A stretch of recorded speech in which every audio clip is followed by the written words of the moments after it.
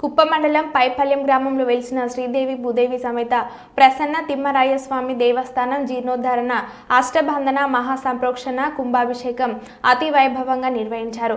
మహాకుంభాభిషేక కార్యక్రమం 3 రోజుల పాటు నిర్వహించడం జరుగుతుందని ఆలయ నిర్వాహకులు సుబ్రహ్మణ్యం, మణి, ముని కృష్ణన్ తెలిపారు. కుంభాభిషేకం కార్యక్రమంలో భాగంగా నాడు యాగశాల ప్రవేశం, అంకురార్పణ వంటి పూజ కార్యక్రమాలు నిర్వహించి చివరి రోజు స్వామివారికి సుప్రభాత సేవ, నవగ్రహ శాంతి పూజ, మృత్యుంజయ హోమం వంటి నిర్వహించినట్లు తెలిపారు.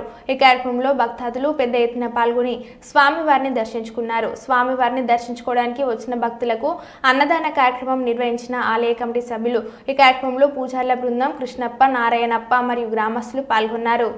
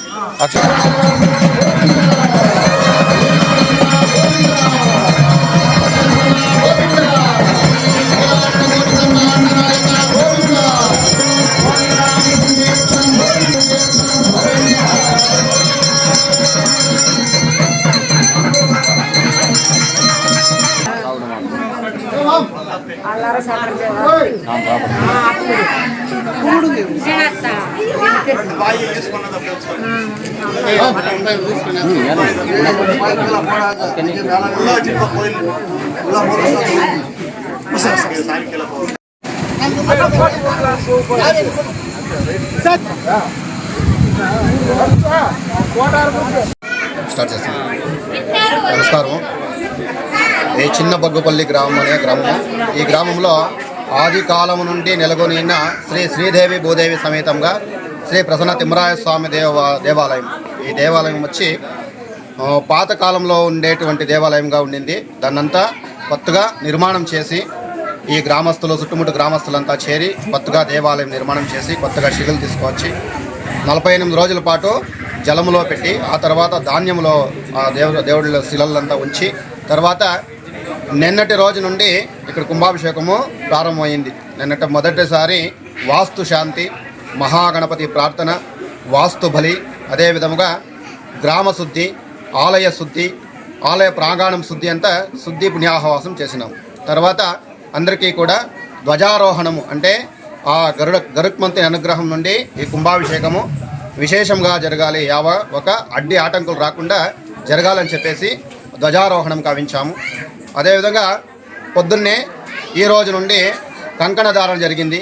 ఫస్ట్ మొదటి కంకణదారం జరిగించి తర్వాత ఇప్పుడు మొదటి కాల యాగము అంటే మహాగణపతి హోమము, అదేవిధంగా వేదికార్చన, నవగ్రహ శాంతి, ఈ గ్రామమంతా బాగుండాలని చెప్పేసి పంచభూతాలకి శాంతి, అష్టదిక్పాలకుల శాంతి, ఇదంతా హోమాలు చేసి తర్వాత ఆ స్వామివారికి ప్రాణప్రతిష్ఠ హోమము రాత్రి 8 గంటలకు ప్రాణప్రతిష్ఠ హోమం చేసి 9 గంటల నుండి 10 గంటలకు స్వామివారి శిలాబింబాన్ని గర్భగృహంలోనే ప్రతిష్ఠ చేస్తాం.